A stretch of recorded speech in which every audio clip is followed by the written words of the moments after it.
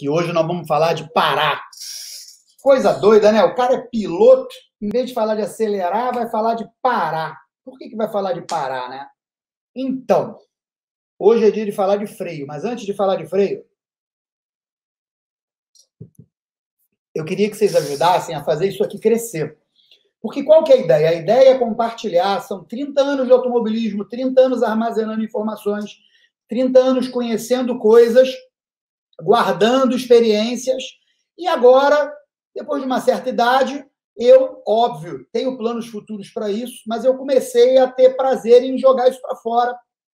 Então, eu comecei a colocar isso para fora, e muita gente começou a elogiar, muita gente começou a curtir, muita gente começou a gostar. E esse contato com vocês, Pedrão, andar é bom, mas... Como é que é? Deixa eu ver até o que ele escreveu aqui para todo mundo ler. Andar é bom, mas parar, ter como parar também é, claro. Primeiro, se você não tiver como parar, tu bate, né? Já começa por aí. Se você não conseguir parar, você bate. Mas, enquanto eu vou dando uma enrolada aqui para o pessoal chegar, só tem 4 minutinhos ainda, acontece uma coisa interessante, né, cara? Eu não estou acostumado com isso aqui, né? Isso aqui não é meu métier, eu nunca fui profissional disso aqui, de ficar falando, uma porrada de gente assistindo, agora tem pouco, mas daqui a pouco tem 50 aí, como teve na live passada. E isso dá um certo nervosismo, né? Eu fico nervoso. Como em qualquer situação que você não está acostumado, ou não tem prática, ou não tem a tarimba de fazer, etc., né? E isso me fez lembrar das técnicas, e aqui vai um bônus, que não tem nada a ver com freio, isso me fez lembrar das técnicas que eu usava no automobilismo, né, quando eu corria, para me acalmar. Uma coisa que eu fazia que era muito comum, e eu fiz aqui hoje, o meu banheiro está bem aqui nessa direção, é ir ao banheiro. Quando eu comecei a correr, eu ficava muito nervoso, às vezes até depois, uma disputa de título, uma prova mais importante, eu ficava nervoso, ansioso, claro. E eu ia lá na muretinha do boxe, fazia um xixi. Porque ninguém consegue fazer xixi se estiver nervoso. Então, é tipo uma obrigação. Tipo assim, você precisa se acalmar para conseguir fazer xixi. Então, eu fazia isso. Mas refletindo sobre as coisas que levam a isso, né, que levam a pessoa a ficar nervosa, eu cheguei numa causa, que é uma causa meio óbvia, demorei até para chegar, mas cheguei, é uma causa meio óbvia, que é a ansiedade. Mas quem é que causa ansiedade? O que é ansiedade? É você querer viver algo que ainda não é o momento de viver, né? Então, o que causa a mãe da ansiedade, e que a gente tem que botar ela para fora da nossa vida, é a expectativa. Pensa, se você não tem expectativa de nada, tipo assim, por exemplo, vou começar a falar aqui, vou falar de freio, vou falar do funcionamento do sistema de freio. Imagina se aqui nesses comentários que aparecem aqui do lado, aparece um engenheiro maluco revoltado aí e começa a falar de tudo que eu estou falando. Começa a me deixar inseguro sobre... Eu conheço do que eu estou falando? Conheço. Mas eu sou engenheiro de freio? Não. Sou formado nessa merda? Não. Trabalho numa fábrica de freio há milhões de anos? Não. Posso falar uma besteira? Posso. Inclusive, se alguém quiser me corrigir nos comentários, por favor, fique à vontade. Mas, se eu tiver a expectativa da perfeição, de que o que eu vou passar para vocês aqui hoje tem que estar absolutamente perfeito, ferrou. Porque, primeiro, nunca vai estar perfeito. Mesmo se eu fosse um engenheiro de freio, não iria estar perfeito. Então, eu não posso ter expectativa da perfeição. Eventualmente, eu vou engasgar, vou falar besteira, uma série de coisas, mas eu acho que vou colaborar com vocês. Eu acho que vou ajudar vocês a ser mais rápidos. Bom, eu vou começar com o conteúdo, mas antes de eu começar, eu queria pedir para vocês compartilharem esse vídeo, curtirem o vídeo e, o mais importante, tudo, se inscrever no canal e ativar o sininho. Todo mundo pede essa porra. Por quê? Porque isso é importante. Assim nós vamos fazer o canal crescer e isso vai me permitir gerar mais conteúdo para vocês, tá ok? Beleza? Tá bom. Eu sempre vou manter conteúdo gratuito aqui. Vou lançar um curso? Vou. Estou preparando e gravando um curso para vocês, para tornar vocês mais rápidos, etc. Mas sempre, nunca vou deixar de colocar conteúdo gratuito semanal. Segunda-feira, papo com piloto. Quinta-feira, virando baixo, tá? Então, assim, sempre vou colocar aqui. Então, quem tiver disposto a assistir aqui as lives, vai estar sempre absorvendo conteúdo, tendo a oportunidade de colocar comentários, discutir essas coisas comigo. Bom, eu vou começar a falar aqui, então. Já somos ali 29, 30 pessoas. Daqui a pouco a gente chega lá em um número maior, aqueles 50. Vamos ver se a gente bate o recorde hoje de 50. Chama os amigos aí. Galera, a história é a seguinte. Tudo na vida, tudo. Bom, primeiro, ficar olhando esse Porsche Turbo aí já dá uma certa animação, né? Mas eu quero falar de algo que está presente nele aí que vocês provavelmente já perceberam.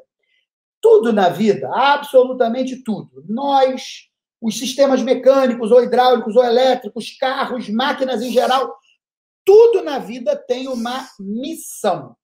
E hoje a gente tem que começar a falar qual é a missão do freio.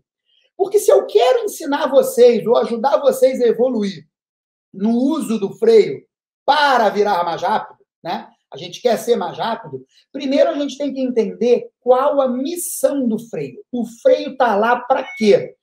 E o freio, muitos de vocês podem dizer, já vão dizer aí nos comentários, o freio está lá para reduzir a velocidade do carro. O freio está lá para parar o carro. Mas é só isso? Essa é a única função? Não. O freio está lá para fazer isso, mas ele precisa fazer isso com o menor desgaste possível e com a menor geração de calor possível. Caramba, como assim desgaste? Eu acho que todo mundo que está assistindo sabe que o freio funciona à base de fricção. Já a gente vai falar mais disso. Mas o que é essa fricção? O que eu tenho que fazer com isso? O que eu estou fazendo? Eu estou convertendo energia. Eu tenho uma energia acumulada através do movimento, o carro tem um movimento, esse movimento mantém as rodas girando, as rodas mantêm os discos de freio girando, e não se joga energia fora, a energia não se joga fora. A energia se converte, né? Então eu preciso parar, vou parar através da fricção e vou transformar essa energia em quê? Calor. A fricção vai gastar alguma coisa, nós vamos falar dessa coisa aí na frente, e vai gerar calor. Vamos falar um pouco disso? Isso aqui é uma demonstração, vou colocar para cá, porque nessa outra aqui eu fico vendo meu rostinho ali, eu gosto, tá? Isso daqui é uma máquina, a Bugatti usou essa máquina, provavelmente nem é dela, mas ficou um vídeo famoso na internet, onde ela demonstra a utilização do freio em caso extremo, tá? Num carro de rua, isso provavelmente nunca vai acontecer, nunca vai ficar assim. Nós não vamos precisar, num carro de rua, de ter um freio capaz de tolerar isso aí. Mas num carro de pista, seja para corrida ou seja para track day, sim, nós vamos chegar nesse nível aí, tá? E você observa que tem um calor danado, esse calor está sendo gerado pelo atrito entre a pastilha e o disco, tem uma fagulhada, que são partículas metálicas que compõem o composto da pastilha, nós vamos falar se desprendendo da pastilha, nós vamos falar sobre tudo isso. Quer dizer, não é só reduzir a velocidade do carro, não é só isso que esse cara aí tem que fazer. Esse cara, além de reduzir a velocidade do carro, esse cara tem que fazer isso com o mínimo desgaste possível e com a mínima geração de calor possível. Ou seja, ele tem que converter a energia do movimento em energia térmica, em calor, mas dissipando o mais rápido possível, armazenando o mínimo possível e tal. Esse cara aí tem que fazer isso, tá? O que esse cara... Aí é um sistema simples de um carro de rua, já nós vamos olhar sistemas mais complexos, tá? Mas ele, basicamente, ele gera fricção através de uma força de aperto que essa pessoa aqui, que é a pinça, exerce entre uma pastilha e um disco. Ah, mas existe freio a tambor, Sandro. O meu carro tem freio a tambor atrás. Eu posso ir para a pista? Pode. O freio a tambor, até certo ponto, ele tem até uma área de contato maior. Eu não guardei imagem do freio a tambor, porque para alta performance a gente não quer olhar para o freio a tambor. Mas o freio a tambor, primeiro, ele é mais barato de construir. Então, muitos carros ainda usam na traseira, porque a maioria dos carros de rua usam muito menos o freio atrás do que o freio na frente. Valeu, Matheus. Atrasado, mas chegou. O importante é chegar. Boa. Então, eles usam muito menos o freio atrás. Então, para economizar, eles colocam lá um freio mais econômico, o freio a tambor, mas que tem uma boa eficiência, tá? O freio a tambor. O freio a tambor, ele tem uma área de contato maior, porque as sapatas ocupam uma área enorme do tambor. Só que, como ele é um sistema fechado, quase selado, ele armazena muito calor, ele tem outras desvantagens, às vezes usa em lama, que não é o nosso caso, mas ele guarda lama dentro. Mas, enfim, vamos falar desse cara aí, que é o freio a disco, tá? Então, nós temos uma pinça que, através de um mecanismo hidráulico, que a gente vai falar mais ali na frente, exerce uma força de aperto e ela poderia apertar ela própria contra o disco. Poderia, claro. Não teríamos a pastilha. Mas se ela fizesse isso, o que ia acontecer? Lembra que eu falei da missão do freio, que é parar o carro, diminuir a velocidade do carro, mas com o menor desgaste possível e a menor geração de calor possível? Então, se fosse ferro com ferro, isso ia gastar muito rápido, os dois iam gastar por igual se fossem materiais iguais, iam gastar por igual, iam gastar muito rápido e a gente não ia chegar, às vezes, nem ao final de uma volta, tá? Com o freio em condições. Então, o freio ele tem que se manter em condições ao longo do tempo, tá ok? Então, inventaram um material que tem poder de fricção e o poder de resistir à temperatura e de durar. Quem é esse cara? Pastilha de freio. Então, nós temos pastilha de freio de vários compostos, vamos falar delas ali na frente, mas ela é um intermediário, igual a bronzina entre o mancal e o virabrequim, ou entre a biela e o virabrequim, tem uma bronzina, é um material especial para ficar no meio. A pastilha de freio é exatamente isso, tá? Então, o sistema, a grosso modo, é isso que eu mostrei. Agora, vamos falar com ele mais em detalhes e eu vou abrir-lhes aqui um pouco para vocês, tá? Vou deixar um tempo aí para vocês se familiarizarem com a imagem, procurarem tudo que vocês conhecem. Repara que aqui ele demonstra de propósito, ele demonstra um sistema a tambor e aqui ele demonstra um sistema a disco. Não é assim que tem no carro, tá ok? O carro pode até ter as 4 discos, 4 tambores, ou, muito usual, ter 2 discos na frente e 2 tambores atrás, tá bom? Vamos falar desse cara aqui? Esse cara que é o sistema de freio, tá todo mundo vendo eu balançar o cursor aí? Porque ele começa aqui, ó, no pedal de freio. Se puderem, me confirmem aí, tem um delay, mas eu vou olhando se vocês estão vendo o cursor, tá ok? Então, aqui tem o pedal de freio, que é aonde nós damos o comando. Calma aí. Então, vamos voltar aqui. Nós temos aqui um pedal, valeu, Gilbertão, seja bem-vindo, amigo. Nós temos um pedal de freio que, ao ser apertado, empurra uma haste que passa através de um mecanismo chamado hidrovácuo ou servofreio, que te ajuda a amplificar a força. Isso vai para um cilindro mestre que transforma o sinal vocês não vão ver. Eu vou até fazer vocês voltarem a ver o sinal. Ele transforma o êmbolo entrando numa pressão hidráulica. Volta para lá. Tá? Ele transforma esse movimento do êmbolo entrar no cilindro. Eu vou voltar para lá. Calma aí. Calma aí que eu vou voltar para lá. Mas, de toda forma, vocês vão conseguir observar bem no meio da imagem tem o pedal aciona uma haste, essa haste passa pelo hidrovácuo ou servofreio, o hidrovácuo ou servofreio, ele vai ajudar a amplificar a força, nós vamos falar disso mais na frente, chega num pistão hidráulico, num cilindro hidráulico, que vai transformar esse movimento da haste numa pressão hidráulica, vai para os dutos ou a tubulação vai conduzir isso até as pinças, e as pinças vão transformar isso em movimento de novo, e o movimento vai apertar as pastilhas de freio contra o disco, e assim nós vamos gerar a fricção que vai parar o carro, tá? Então, a grosso modo é isso. Agora, nós vamos entrar em pedaço por pedaço.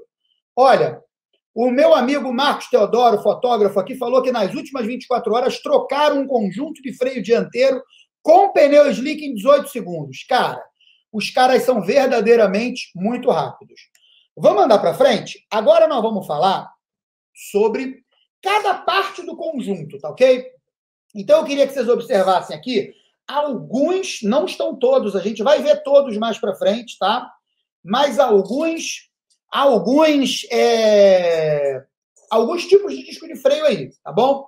Bom, esse conteúdo que eu estou preparando aqui para vocês, ele é parte de um curso que lá na frente eu vou lançar, não falta muito. Então, quem tiver interesse nisso, começa a guardar aqui o que eu estou falando nessas lives, porque vocês vão ver isso com mais profundidade no curso, tá? E, além disso, não esquece de clicar, no sininho de se inscrever e compartilhar. Isso é importante, para que eu possa cada vez mostrar isso aqui para mais pessoas, tá? O disco que vocês estão vendo na direita de vocês, infelizmente o cursor não funciona, eu descobri agora, ele é um disco sólido, é o disco mais barato que tem de fabricar, ele é simplesmente um pedaço de metal torneado, né, usinado para ficar com esse formato, e só. Ele esfria menos, esquenta mais, todas as desvantagens. O disco do meio, é um disco ventilado. Sandro, eu não estou vendo ele ser ventilado, está por dentro. Repara que é como se ele fosse 2 discos num só. Repara que ele tem 2 superfícies de contato separadas, uma em cima e outra embaixo. E o que ele tem no meio? No meio ele tem um espaço, e esse espaço serve para, quando em movimento, sulcos que estão presentes nesse espaço criam um bombeamento de ar. Então, o ar passa por ali, carregando o calor do disco do meio para as pontas. Esse outro que está na esquerda é um disco perfurado. Eu não gosto de usar ele, já usei, rachou, eu vou te falar sobre isso mais para frente, mas ele, além de ser ventilado por dentro, ele tem esses furos que também ajudam a ventilar, tá bom? Vamos mostrar aqui agora. Aqui já é um disco mais, vamos dizer, elaborado. Eu vou falar do fato dele ter esse miolo diferente lá na frente, ele tem uma pinça aí toda doida e tal. Mas aqui vocês percebem melhor como que funciona esses sulcos, tá? Então, assim, o disco está com um corte e vocês vão perceber o seguinte, por dentro eles têm uns sulcos. Vou falar disso aí, Carlão. Por dentro, a produção já chegou e a produção agora está colocando isso para mim. Isso aí não é automático, não. A produção que está colocando. Mas eles vão colocar e eu vou falar, tá? O que acontece? Esses sulcos são feitos para bombear o ar do centro para as bordas, e o ar passando, ele troca calor com o disco e retira calor. Eu vou usar aqui essa pergunta do Carlos para falar o seguinte. O primeiro disco, a Ana empenou, nós vamos falar sobre empenar disco hoje aqui, Ana, tá?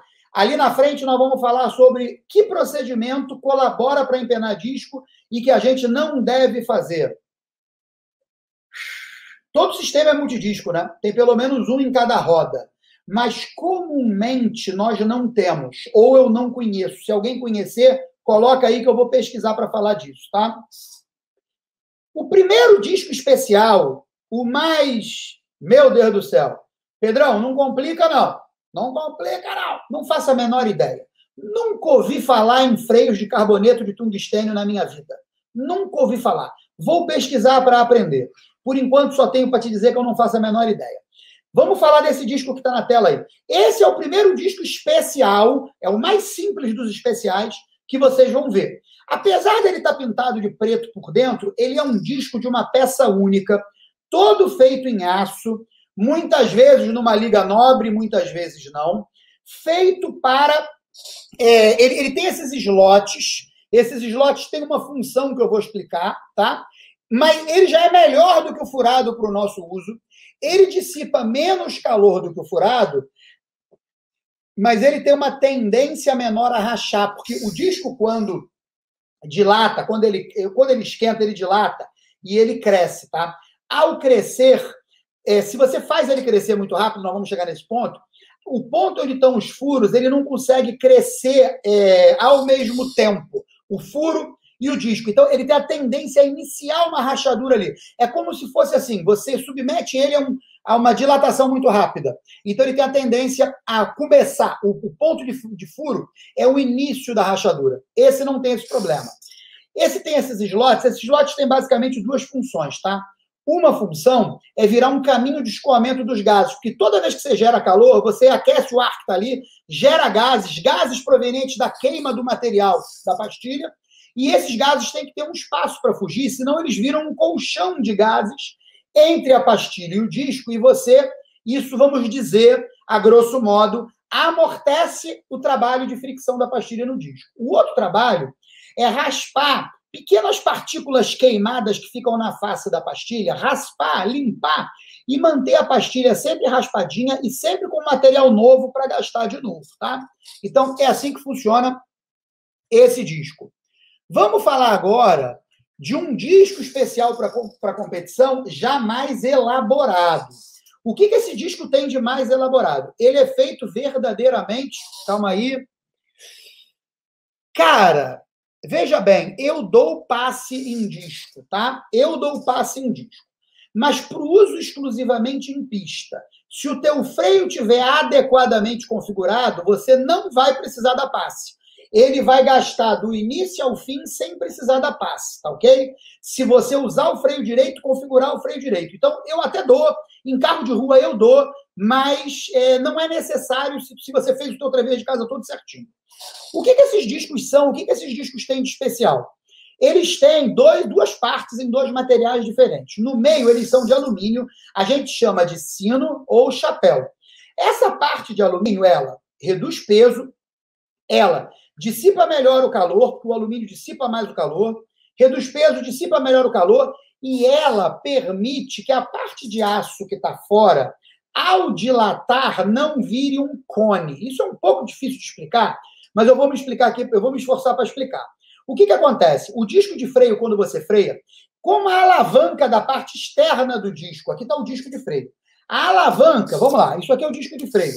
A alavanca aqui do lado de fora é maior do que do lado de dentro. Então, o lado de fora do disco esquenta mais do que do lado de dentro. E, ao esquentar mais do que do lado de dentro, ele quer dilatar mais. E como ele está ligado ao lado de dentro, ele, para crescer, para dilatar, ele força o disco a virar um cone. Isso faz as pastilhas gastarem tortas, tá? E isso faz o próprio disco trincar e criar escamas, tá? Tudo isso vai atrapalhando a frenagem. Então, esse cara aqui, que é um disco em duas peças e flutuante, ele evita tudo isso. E ele é flutuante por quê? Os parafusos que prendem o chapéu ou o sino ao disco, eles não são apertados até o final. Eles são apertados contra uma chapa, uma mola em forma de chapa, tá ok? E eles têm um furo oval, e nesse furo oval, ele permite que o disco... Imagina o seguinte, ó, isso aqui está o oval, aqui é o parafuso. O parafuso pode subir no oval, descer no oval. Então, ele simplesmente permite que o disco expanda e retraia mais sem deformar, ok? Vamos andar para frente. Vamos falar agora das pinças de freio. Essa pinça aí é a pinça mais comum, é a pinça mais econômica de fabricar e é a pinça que você mais vê nos carros. Como é que essa pinça funciona? Essa pinça, ela só tem um pistão, esse pistão fica de um lado só. Aí você vai falar, pô, cara, mas calma aí. Existe pastilha dos dois lados. Eu tenho que apertar os dois lados do disco. Como é que eu vou fazer? Ela é uma pinça flutuante. Então, quando ela aperta um lado do disco, ela pressiona esse lado contra o outro lado e ela flutua num cavalete e os dois lados são apertados, tá? Se você olhar, é uma pena que o cursor não esteja funcionando, eu estou até tentando mostrar o cursor aqui, mas do lado de cá ela tem duas peças assim, ó.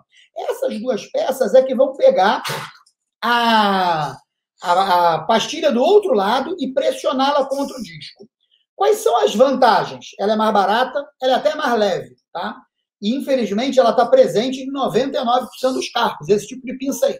Mas quais são as desvantagens? Ela não dá uma distribuição homogênea de força, nem entre um lado e outro, nem em toda a pastilha, porque por ela ser redonda no meio, ela só faz força no meio da pastilha. Ela não faz força em toda a área da pastilha, ok? Agora vamos falar do outro tipo de pinça, que é a pinça fixa, que também tem multipistões. Essa pinça ela é mais cara de fabricar. Essa que está aí, ela tem 4 pistões, mas existem pinças de até 10 pistões, até onde eu já vi. As mais comuns são de 4 ou de 6 pistões, tá? No Corcel, por exemplo, eu uso de 6 pistões na frente e atrás eu uso uma igual aquela que eu mostrei antes, porque é a original do carro, tá? Porque aquela tem uma vantagem também.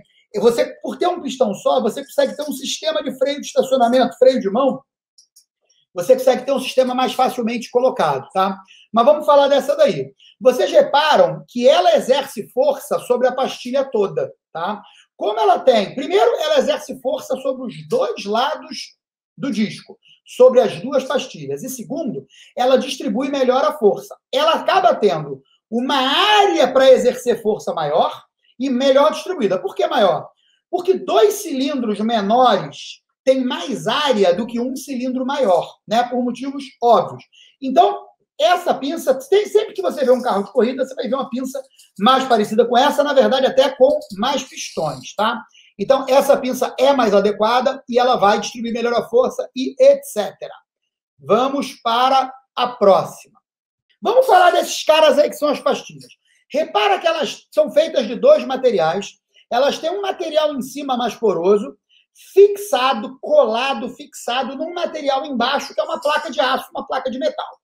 Essa placa de metal serve para fixar a pastilha na pinça e receber a força do pistão nas costas dela. Se vocês verem uma dessa usada, você vai ver que tem uma marca redonda nas costas dela e ela é ali que o pistão... Por quê? Aí o pistão exerce uma força no meio da pastilha e essa placa distribui a força para a pastilha toda. Esse material de desgaste aí, que ele tem até um rasgo no meio, um chanfro dos lados, ele é o cara que tem que ser cuidadosamente estudado para, nos carros de rua, gastar pouco e produzir pouca sujeira.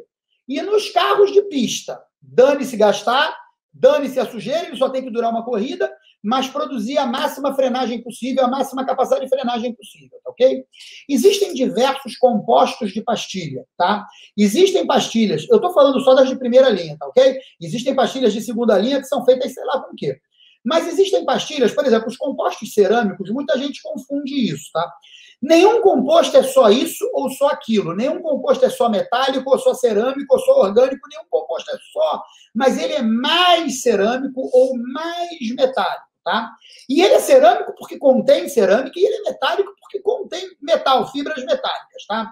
Então, o que acontece? Quanto mais cerâmico ele for, ele vai fazer menos barulho, menos chiado, e ele vai jogar menos pó nas rodas. Então, para o Zé Frizinho, que quer o carro bonitinho, sem fazer barulho, compostos cerâmicos. Não estou falando de discos de cerâmica, estou falando de compostos de pastilha de cerâmica, tá? Quanto mais metálico, mais barulho ele vai fazer chiado quando tiver frio, ele avisa que você está chegando, suja a tua roda, é uma desgraça. Destrói teu disco, mas ele vai te dar mais eficiência na frenagem. Como tudo na vida, o segredo está onde? No equilíbrio. Então, muito cuidado ao escolher suas pastilhas de freio, tá? Quem é essa aí? Eu mostrei ali atrás agora um jogo de pastilha de freio novo. Essa é um jogo de pastilha de freio usado. Ela ainda dá para usar? Dá. Eu devo usar a partir daí? Não. Todo carro, toda pastilha de freio, quando você compra, ela vem na caixa, vem no manual que vem dentro, ou você vai achar na internet qual a espessura máxima que ela tem. Vamos dizer, a do meu carro, 16 milímetros. Eu tiro ela com 3 ou 4 milímetros, tá? Porque eu não quero ter o dissabor de promover o encontro entre a chapa de aço que está aí. Repara que aí, a chapa de aço já está da mesma espessura que o material de desgaste, tá? Infelizmente, eu estou balançando o cursor para vocês verem, mas não dá. Aqui, perto da mão da pessoa, é a chapa de aço. Apareceu o cursor aí, Helder? Ó, vê se está aparecendo aí o cursor, confirma para mim. Aqui onde eu estou balançando o cursor, que está perto da mão da pessoa, aqui é a chapa de aço. E do outro lado é o material de desgaste. Abaixo de 3 ou 4 milímetros, você não deve mais usar, tá?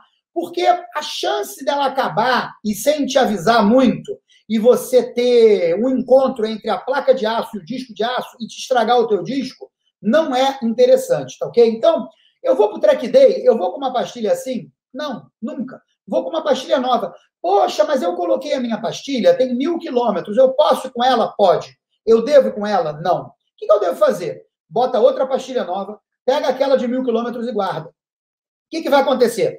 Você vai para o track day, vai dar lá, vamos dizer, 50 voltas. Quando você voltar, você vai pegar um paquímetro, até com uma trena você vai conseguir, e você vai medir. Eu tinha 16 milímetros, agora eu tenho 12. Eu gastei 4 milímetros, eu gastei um quarto da pastilha em 50 voltas. Então, era seguro com uma pastilha de 1000 quilômetros? Era. Você passou a aprender sobre o consumo de freio do seu carro. Mas se você não tem essa informação, não vá, bote nova. Porque, de outro jeito, você vai chegar lá e vai correr o risco de gastar todo o material de desgaste, que foi feito para gastar sim, e ter um encontro desagradável, ter isso aqui. Você vai correr o risco de ter isso aqui. O que é isso aí? Em cima, o cara mostra uma pastilha nova. o material de desgaste inteirão, longe do ferro e tal. E embaixo ele mostra o material de desgaste terminado e roçou ferro com ferro, tá certo? Você quer isso para você? Você quer isso? Você quer isso no seu carro? Você quer estragar o seu disco assim? Não quer. Calma aí que eu vou responder uma pergunta aqui interessante. Em ambientes de muita lama, as dilatão ainda são usadas, tá? Mas é muito raro ver. Você vê isso em quadriciclo, aqueles veículos muito destinados a andar na lama, tá? No nosso tipo, não vê, não, já não se usa isso há muito tempo. Então, se você não quer chegar a esse ponto aí, vá para o Track Day com pastilhas novas, ok? Vamos seguir adiante, porque eu estou gastando muito tempo com isso. Vamos começar a falar da parte mais interessante, tá? Que é o funcionamento do freio. Gente, por mais que eu não esteja falando hoje do procedimento de frear, a gente não pode ter essa pressa, tá? Eu vou ter muitas lives ainda para falar de tudo isso. Se você não entende o funcionamento básico do freio, eu passei pelos componentes, agora eu vou falar do funcionamento. Se você não entende o funcionamento básico, eu vou te explicar como usar o freio e você não vai entender por quê. Você não vai guardar por quê. Aquilo não vai fazer sentido para você. Aquilo não vai gerar memória para você. Então, é muito importante você ficar aí e prestar atenção no funcionamento básico para quando eu falar na próxima live ou nas próximas semanas, eu falar do procedimento em si, é você ter a exata noção do que eu estou falando e como aquilo funcionou. Bom, vamos lá. Nós falamos que nós queremos gerar, aqui está o disco, aqui estão as pastilhas, nós queremos gerar uma força de aperto, tá ok? Como é que gera essa força de aperto? Bom, nós vamos gerar essa força de aperto com a soma de 3 alavancas. Vocês vão ficar doidos agora, esse cara tá louco. Como assim eu vou somar 3 alavancas? O que é uma alavanca? Uma alavanca é um multiplicador de força. A gente podia explicar isso engenheiristicamente falando, de forma muito mais complexa, mas ela é um multiplicador de força. Qual é a primeira alavanca que nós vamos usar? É essa aí que está na tela para vocês, que é a alavanca mecânica, tá? Repare que a pessoa pisa aqui embaixo e a força é exercida lá em cima. Esse comprimento aqui, ele vai gerar multiplicação da força que você está fazendo. Eu estou com a produção soprando aqui no meu ouvido descaradamente para eu falar para vocês algo em primeiríssima mão, e que vai trazer para a live de segunda-feira. Segunda-feira é a live Papo com o Piloto, tá ok? Então, o que a gente faz? A gente vai conversar com o piloto, com o preparador, com o mecânico, com analista de dados, com qualquer coisa sobre o nosso tema aqui, Track Day, corrida, etc. Na segunda-feira, nós vamos ter ninguém mais, ninguém menos do que o multicampeão, maior campeão da Stock Car de todos os tempos, o senhor Ingo Hoffmann. Ele vai contar a história dele e vai contar como ele saiu da arquibancada até virar um grande campeão. Então, vocês que estão aí assistindo, não deixem na segunda-feira, próxima segunda-feira, dia 29 de março, de assistir aqui. Vamos falar das alavancas. Passei por essa primeira alavanca, ou seja, pisei no pedal lá em cima, gerou uma força, pisei no pedal lá embaixo, gerou uma força lá em cima, e essa força vai atuar na segunda alavanca, que é esse cara aí. Esse cara é um pouco mais complexo de entender, a primeira alavanca é mole, né? Esse cara é um pouco mais complexo de entender, mas eu vou explicar. Quem é esse cara aí? Esse cara é o seguinte: hidrovácuo, na verdade, servofreio. Mais comumente, ele é usado com vácuo gerado pelo motor, por isso que ele é chamado de hidrovácuo, tá ok? Como é que ele faz? Ele tem 2 câmaras. Ele é uma peça cilíndrica, todo mundo já viu isso nos seus carros, com 2 câmaras. A câmara amarela e a câmara azul. A câmara amarela, ela tem vácuo do motor, querendo puxar esse diafragma escuro preto aí, para forçar o cilindro mestre a ser acionado para dentro. A câmara azul, ela está vazia quando eu não estou pisando no pedal. Então, como ela está vazia, se não entrar nela, ela não deixa a outra câmara ir para frente, tá ok? Então, existe uma válvula, se você olhar aqui aonde o pedal conecta com a câmara azul, existe uma válvula que permite do ar atmosférico entrar. Quando esse ar atmosférico entra, A outra câmara carregada de vácuo é permitido a ela levar o pistão para frente. Então, ela leva o pistão do cilindro mestre para frente e, com isso, cria pressão hidráulica que vai pela tubulação lá para a pinça, tá ok? Então, esse cara aí, para a rua, é fantástico, porque ele mantém o freio mais macio para a gente, o freio fica mais mole, a gente faz menos força, é uma beleza. Mas para a pista, ele atrapalha. Por quê? Porque ao fazer menos força e com essa força ter uma ação externa, ela te impede de modular o freio com precisão. Carro de corrida, a primeira coisa que a gente faz é tirar isso daí. Ah, eu vou ter que tirar do meu carro para correr no track day? Não, corri anos. Eu corri anos com um carro que isso aí, corrida. Fiz track day, muitas vezes, com um carro que isso aí, não tem problema nenhum. Só que você vai ter mais facilidade para travar roda e mais dificuldade para modular. Mas meu carro tem ABS, é outro atrapalhativo. Mais para frente nós vamos falar disso, tá? Então essa é a segunda alavanca que o freio recebe para ajudar. Agora, vamos falar da terceira alavanca. Essa alavanca aí é uma alavanca hidráulica. O que isso tem a ver com o freio do meu carro, Santos? Está maluco? Tem tudo a ver. Vamos lá. O cilindro de menor diâmetro, eu vendo aqui, está à minha esquerda, aonde F1 está sendo aplicada. Quem é F1? É a força que veio do hidrovácuo, que veio do pedal. Ela foi multiplicada no hidrovácuo e ela chegou aí a F1. Então, essa força é o máximo que eu consigo fazer no meu pé, multiplicado pela alavanca que o pedal exerce, que é uma alavanca mecânica, multiplicado pela alavanca que o hidrovácuo faz, chegou aí numa força, que é uma vezes a outra, vezes a outra. Já é uma puta força. Mas ela chegou aí. A força 1, aplicada num diâmetro pequeno, ela vai criar uma pressão muito alta. Essa pressão vai viajar pela tubulação de freio e vai chegar na pinça, aonde existe um pistão de diâmetro bem maior do que o diâmetro que está presente no cilindro mestre, tá ok? Então, o que vai acontecer? Quem é essa alavanca? Se eu gerei uma força 1, que gerou uma pressão, que é por igual em todo o sistema, mas essa pressão, ao ser aplicada numa área que é o dobro, ela vai gerar uma força que é o dobro. Se a área for o triplo, ela vai gerar uma força que é o triplo. Então, isso é outra alavanca. É uma alavanca hidráulica, tá ok? Então, a gente tem controle sobre essa alavanca hidráulica nos carros de corrida, não. Nos carros de rua, não. Nos carros de corrida a gente tem, e eu vou explicar já já como que faz, tá? Vamos falar aqui sobre os tipos de cilindro mestre, tá? Quem é o cilindro mestre? É o cara que recebeu toda essa força, que veio do pedal, que veio do hidrovácuo, que começou a gerar essa alavanca hidráulica. Mas esse cara, o cilindro mestre dos carros de rua, ele tem uma coisa feita para segurança que nos atrapalha para track day e corrida, tá? Ah, mas dá para correr com ele assim? Dá para correr com ele assim. Ele tem uma coisa chamada circuito cruzado de freio. Reparem no reservatório, ele tem um reservatório em cima, que é dividido do meio para baixo em reservatório 1 e reservatório 2. O fluido está lá azul lá em cima. Quando ele vai para o reservatório 1, ele fica rosa. Quando ele vai para o reservatório 2, ele fica verde. E ali já é a divisão entre o circuito de uma diagonal, freio dianteiro direito com traseiro esquerdo, e o circuito da outra diagonal, que é freio dianteiro esquerdo com traseiro direito. Por que os carros fazem assim? Para segurança.